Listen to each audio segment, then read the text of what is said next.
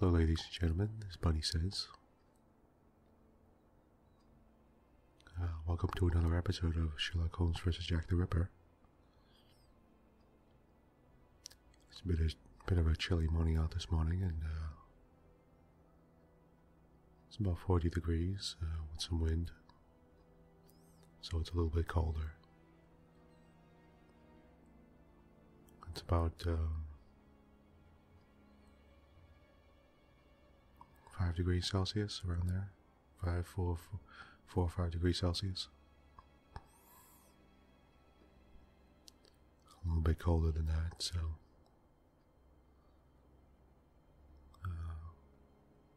I thought I'd sit back and play a little bit of Sherlock Holmes. So let's just continue where we left off.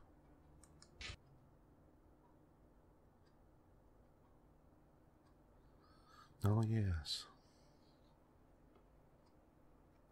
Oh, that's right. No kidding, I forgot about that. We were doing the letter. Here are the ripped statements. I can piece them together again. Oh, yeah, You know what, I was supposed to do this and I forgot. That's, okay. How did I... Oh, there we go. Right?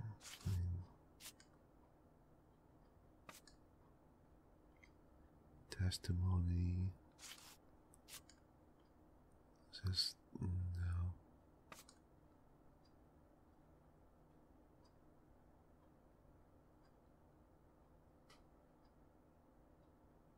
Where is the top corner? Here it is. Okay, this one. Yeah, there we go. What is this? A K-Dosh. Okay, there we go.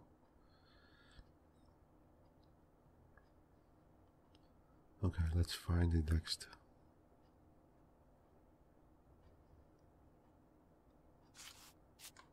Does that work there? No.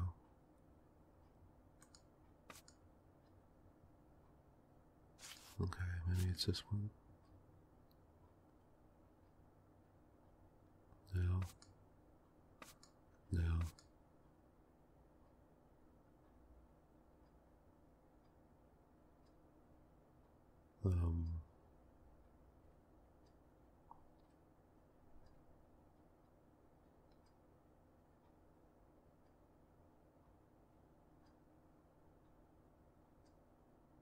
Look over pieces with the edge here. This might be it.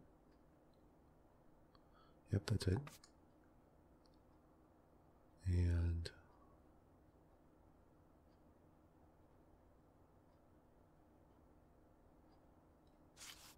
maybe this is it? Yeah, it looks like it. Does that fit? Yeah, it does. Okay, perfect. Now let's see what we got here. Let's get this side here first. Does that go there? Yes, it does. Okay. Does it fit well? Okay, yep.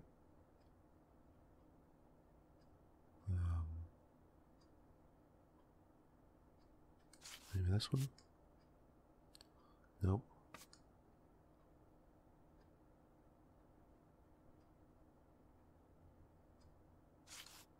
Maybe this one? Yes. In a corner. Okay.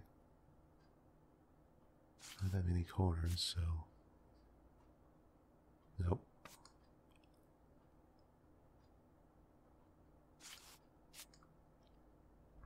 Here we go. Alright.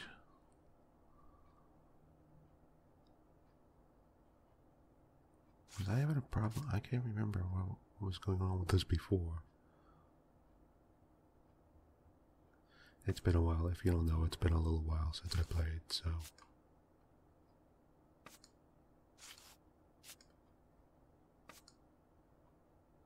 Let me see here. Yeah, this looks like it. There we go. And this must be it because it looks like it has a little bump in the corner there. Yeah. what piece? This one. There we go. So that means this goes here, right? Does that fit? Okay, yeah, it's two separate pages. Alright.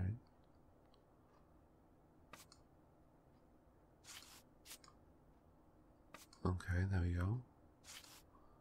There we go. This should be easy now. Easier. And okay, what do we have here? Testimony of E. Long. Okay, that's that one. And here we go. This has to go there. This must go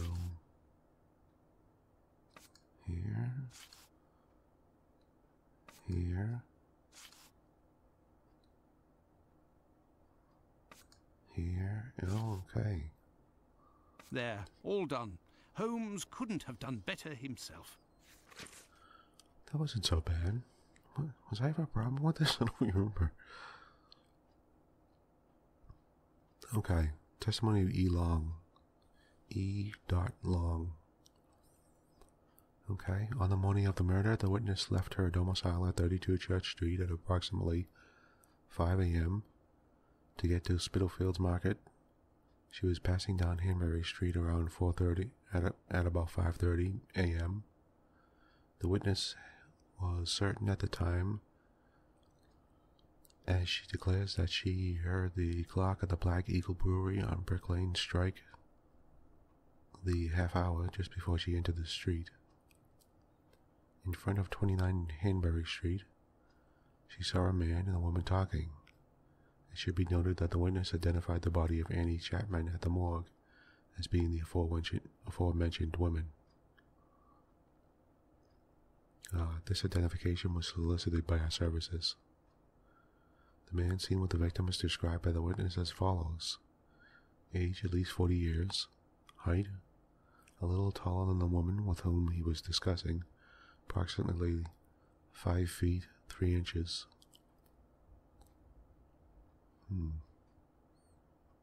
No, I meant, does that mean the woman was 5 feet 3 inches, or he was? Okay, clothing. Brown deerstalker hat, dark coat, a doubt on this point. General appearance of the working class. Particular markings, dark hair and mustache, dark face. Looks like a foreigner. It's missing. Okay, no. The witness only saw the man from behind and wouldn't be able to recognize or identify him. The term foreigner is often associated with a person of the Jewish origin. Okay. And what was the other one, though? There were 2 testimonies. Okay, oh, here we go. Testimony of A. Kadosh.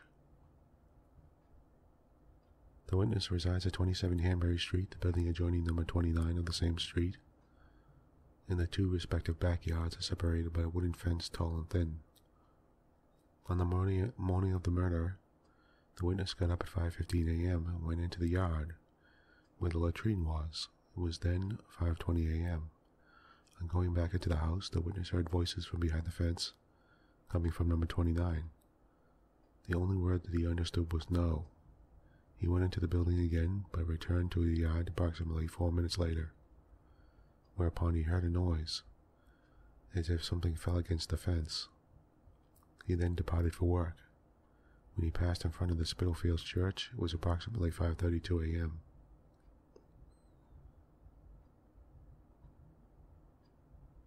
That wasn't really a very good testimony. That could have been anything, really. Well, it would seem that I have all the information I need for my investigation. Really? Anyway, this fellow Bluto at the Wasp's Nest is rather shady and doesn't look like he'll want to cooperate. I'd be better off returning to Baker Street. Holmes will certainly know what to do. And besides, I am worn out. Yeah, really.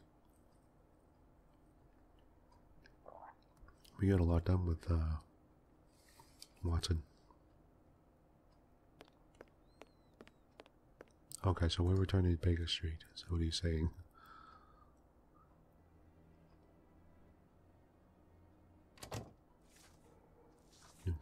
Let's do that. Let's go to our map. Now, will they let us return to Baker Street or what? Let's go back to Baker Street. Home, sweet home. Oh, okay. We are. There we are, Holmes. I've told you in great detail everything that happened last night. Excellent work, Watson. We shall now be prepared to answer a few questions about the horrible murder in Hanbury Street. Do you think we are now in a position to find out the identity of the murderer of these two women? No, I don't think so. It's outside of our scope and not our responsibility. As much as you've done for Leather Apron and the affair with the pills, our mission is to help the police by ensuring that they don't get caught up following false leads and to point them in the right direction. Let us start from what we know with some certitude. As you have just said, it is almost certain that the same person killed the Bucks Row and Hanbury Street victims. The reasons to assume as much are numerous, and I shan't elaborate here. What do these two victims have in common?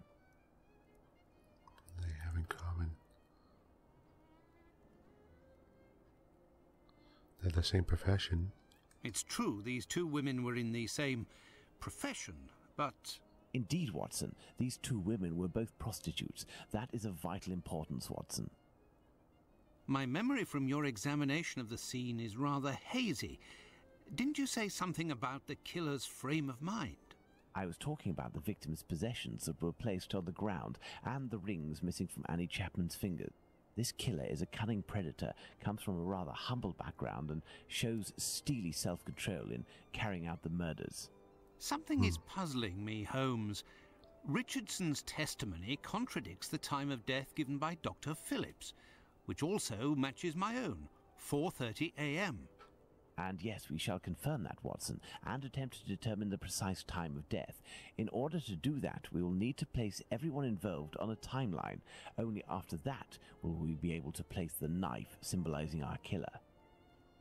Let's look at our timeline, Watson. Oh, okay. I'm controlling Sherlock Holmes now. It was September 12th, 1888. We're at Baker Street. And it was 12:30 p.m., I believe. Oh, it's one of these things again, huh? Okay, estimate the time of death. Well, I'm thinking maybe he killed her at 4:30, but then was doing what he was doing at 5:30. Maybe. Estimate the time of death according to Doctors Watson and Phillips, 4:30 a.m. Oh, what happened? Okay. Let's put the time of death as assessed by Dr. Phillips on the timeline. Okay. The assessment of the time of the murder given by Dr. Phillips and yourself, Watson, 4:30 a.m. Okay. What's this?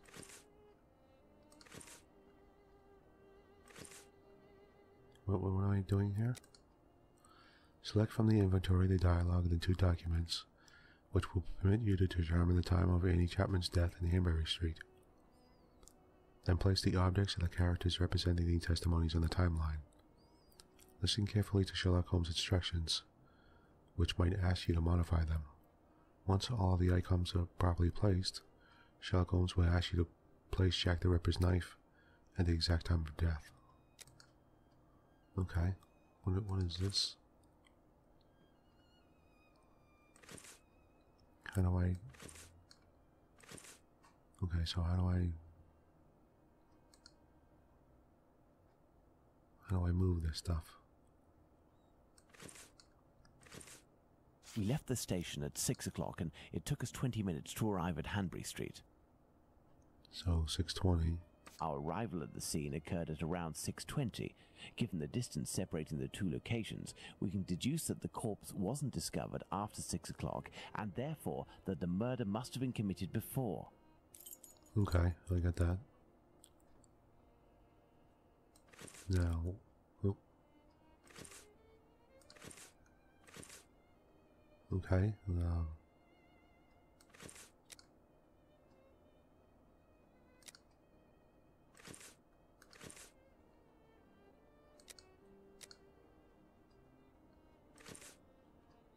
oh, okay, wait a minute, is this...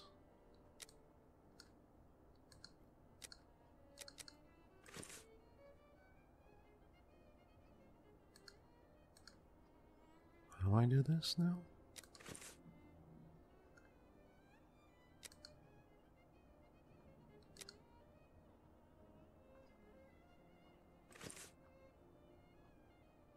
Okay, wait a minute. Select from the inventory. Oh, the dialogue and the 2 documents which will permit you to turn. Oh. Okay, let me look at my dialogue here. That's the star. Forget that.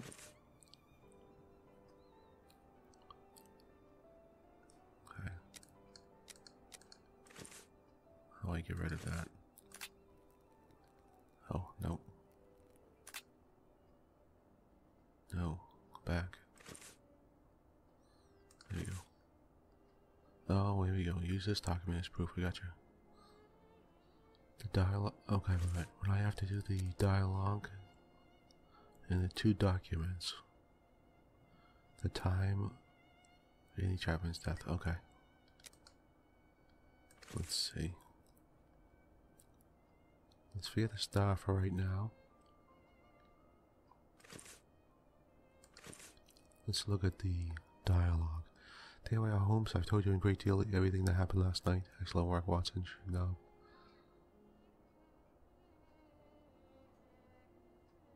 Okay, let's start from what we know with some certitude. As you have just said, it is almost certain that the same person. It's true that these 2 women were in the same profession. Indeed, Watson, these women were both prostitutes.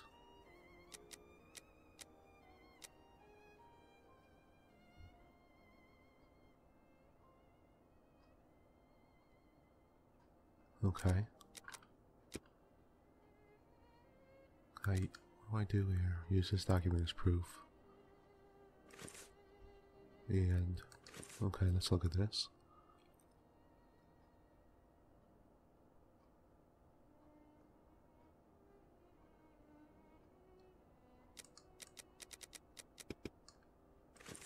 Okay, that's the same. This is... Again, it's the same document.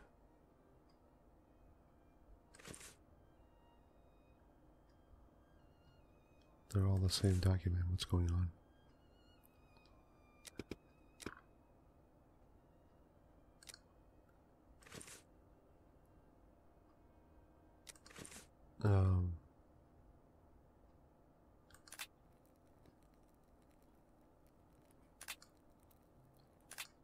Am I doing this right? I don't think I'm doing this right.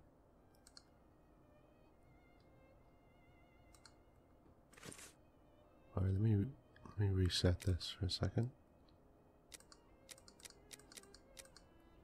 Okay. Does that mean, so that means what? I can...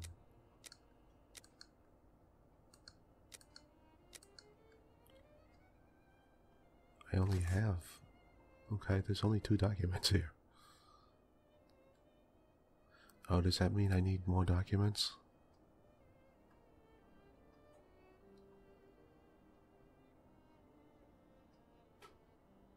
Because the only 2 documents I have are... The only dialogue I have is that one, and the only document I have is a star.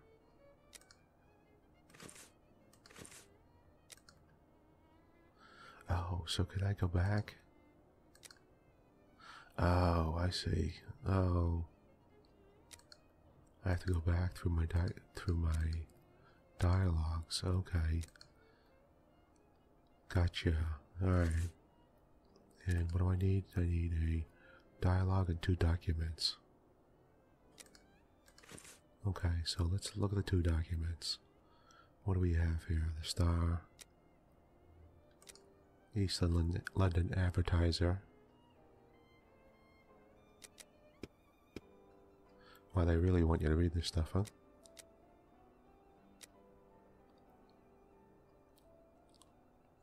This is, there is the impression of a ring having been worn on one of the deceased's fingers, but there was nothing to show that it had been wrenched from her in the struggle. Some of the front teeth had also been knocked out, and the face is bruised on both cheeks and very much discolored. Deceased wore a rough brown ulster with their large buttons up front. Okay, let's look at the preliminary reports. Oh, whose death are we looking at here exactly? Andy Chapman's death. Okay.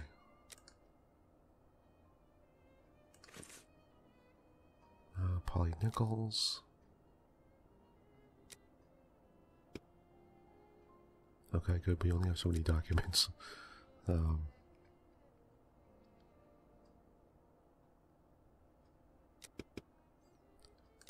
Well, presumably it's these two testimonies. And then... Oh, wow, okay. I get it right, I guess. And the dialogue.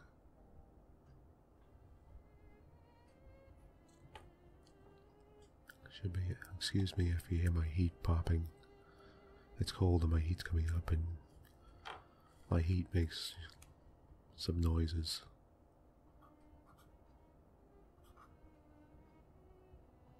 And there's not a lot I could do about it. I found that I can't do very much about it. Okay, so let's see here.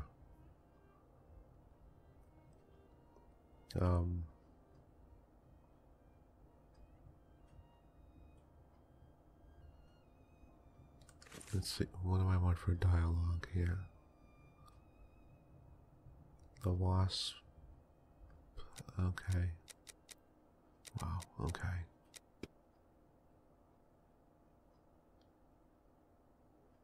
Presumably this...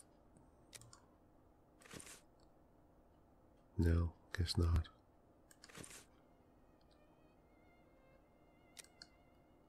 Okay, what about Bluto's? No. Night of September 11th, Lost Nest Pub.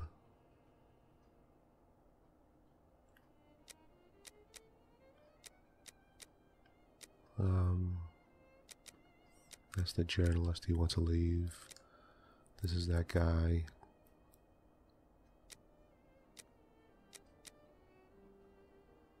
The guy we met at the prostitute's place.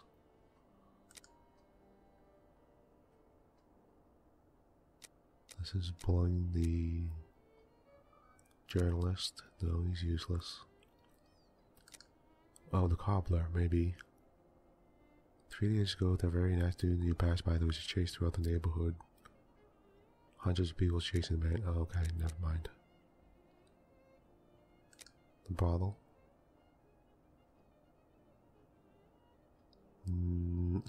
But poor girls like Annie or Polly Nichols who aren't as tender or often sick sometimes trudge around. Oh, maybe trudge around for a whole night in the cold and rain before landing a client. This might be it. Well, I don't know if that's not proof. Yeah, I didn't think so. Clinic. It's the cane. No. Finley's boarding house.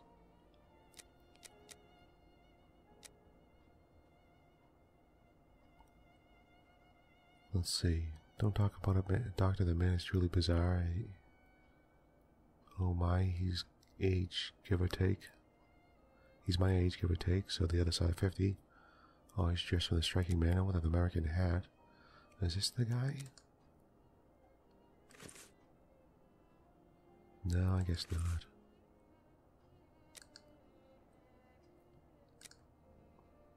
Maybe the police testimony. Richard's testimony, this might be it. I'll tell you for nothing, it was the old mum that lives at the house where the body was found. Oh, okay, there we go. This is it.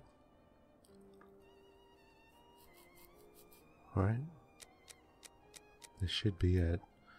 She has her shop at the bottom of the right of the stairs. Her door was broken down not too far back because it's a real zoo. It is, right? The morning it happened, I heard that way to see if my old mum has finally had the place broken in. It was 4:45 when I got there. I'll swear on my dear old mum's life. Wait a minute, is he talking about Annie Chapman or Polly Nichols? Let me just try this. Yes, it is it. Okay, now we move them into place. Okay. 1, 2, 3, 4, 5. So we have Richardson arrives at his mother's at 29 Hanbury Street. Oh, you know what? We need to read this. Let me read the dialogue. What time did he get there? It was 4:45 when I got there. Okay, it's 4:45. Miss Long sees a woman speaking to a man at 29 Hanbury Street. She saw it at 5:30. Yeah, okay. So first of all, he arrives at... When did he arrive? Oh, I hit the wrong thing.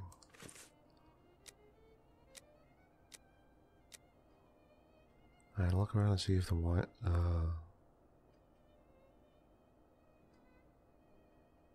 it was 4:45 when I got there. Okay, 4:45. So 4:45. Now, let's put the Richardsons' arrival and departure times on the timeline. Okay, he came at 4:45. And when did he leave? It's 4:45 when I got there. I'll swear my own mum's life. If there was some dame all covered in blood, don't know how I could have missed that, even if it was nighttime, right? 5 minutes after getting to number 29. I had to clip off.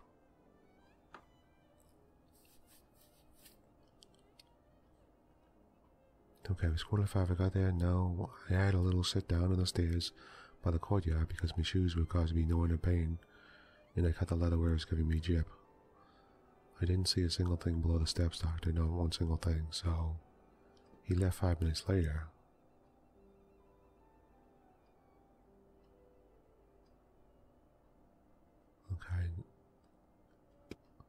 Okay, so he left 5 minutes later. So. Now, let's put the Richardsons' arrival and departure times on the timeline. Okay, so he left at 4:50. Despite the great respect I have for Dr. Phillips and the value I place on our friendship, my deepest conviction is that both of you are mistaken and that Richardson is in the right and that these two testimonies put down in writing have real worth. But how? Explain yourself, Holmes. Remember how you assessed the time of death? You touched the fingers and body of the victim, but it was remarkably cold for this time of year. In addition, the corpse had been drained of bodily fluids. Its heat retention was therefore no longer the same as that of an intact corpse. Egad! You're right, Holmes. Oh, I've had some time to research, Watson. Given these facts, my first diagnosis may have been off by half an hour, perhaps even an hour. Thus, we can confirm Richardson's statement and establish that the murder was committed after 4:50 a.m. and not before 4:30 a.m. Okay. So, let's see.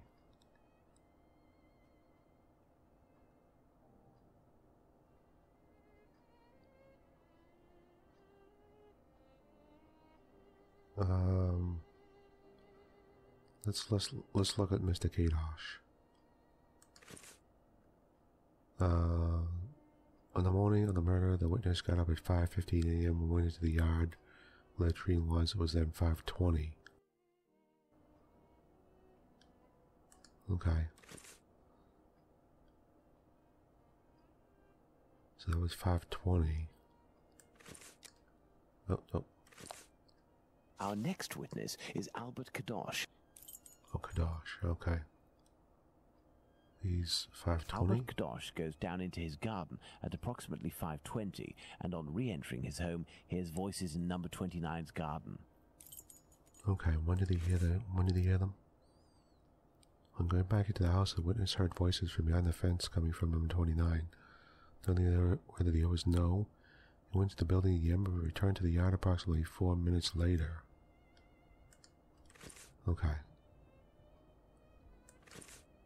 Okay. For...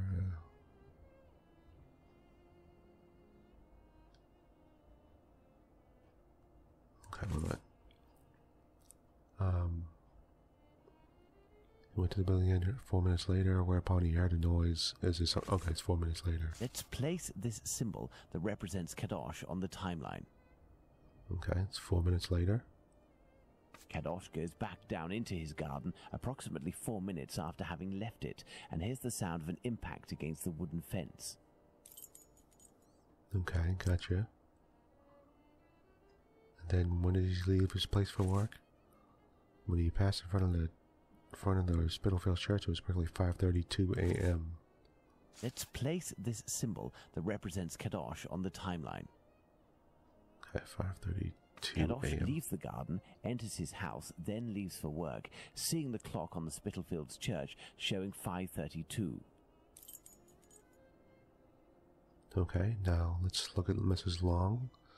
Sees a woman speaking to a man at 29 Hambury Street. When did she see that? She's passing down Hambury Street about 5:30 a.m.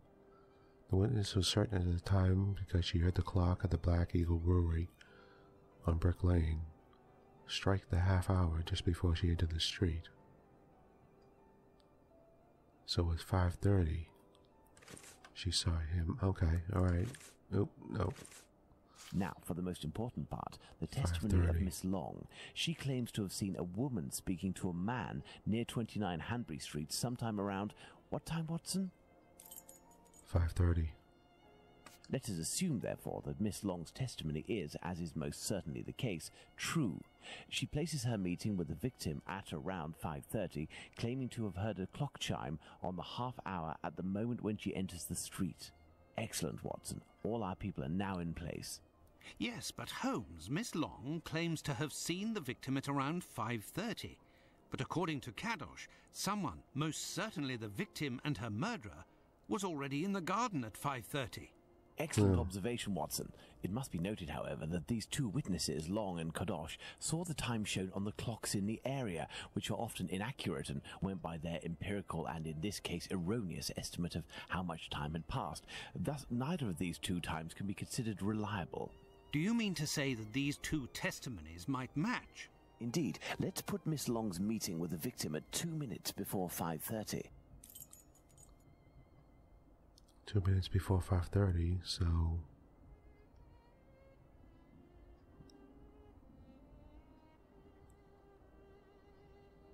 I did.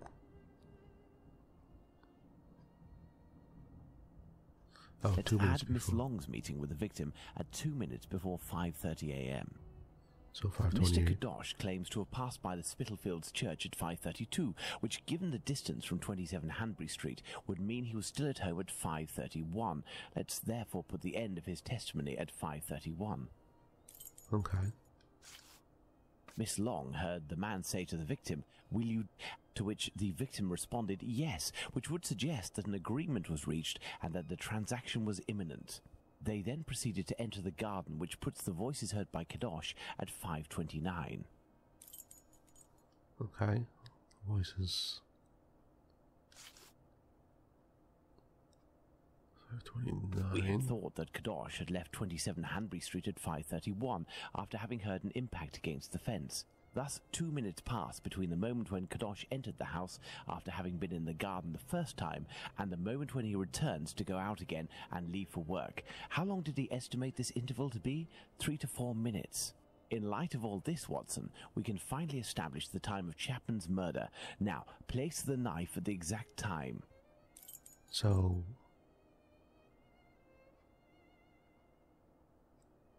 I'd say it was 5:29. When he hears the thump, right? Or 5:30, actually. Oh, here's the knife. Let's say it's 5:30. Now then, taking into account that the local clock isn't exact and that a young man was off by a minute or two in his estimations of his comings and goings, we can confirm Miss Long's testimony and place the time of the crime at approximately 5:30. Yeah. But in that case, Holmes, the That means man that that Miss Long saw is none other than... That's right, Watson. It was the Whitechapel killer. To think that Miss Long and Kadosh were only a few feet away from him. Indeed, Watson. Had Miss Long passed just a little closer to the victim and her assassin, or had the young Kadosh popped his head over the fence out of curiosity, the killer would most certainly already be behind bars. That's some stroke of luck he had there. I couldn't agree more, Watson. But his luck didn't end there, given the mutilations inflicted upon this poor woman. What must be considered above all is the killer's obvious wish to remove one and only one specific organ. His surgery pinpointed the exact spot, avoiding superfluous incisions. This suggests the man possesses at least a minimal anatomical knowledge. Are you suggesting a doctor or a butcher? Perhaps, but the possibilities are still too broad to conclude with any certainty. Now for the motive. Despite my almost complete lack of practical experience on the subject, I have a rather precise idea of the usefulness of a uterus and a vagina. Nonetheless, once they are separated from their usual envelope, I am more circumspect as to the uses one can make of them. What do you think, Watson? We need a board, Watson. Oh, okay. We're going to do another puzzle here. So, alright. I'm getting up to my time, so I'm going to end it here. And we're going to use this board, and I guess we're going to do more of the, that hard part where you have to look at the,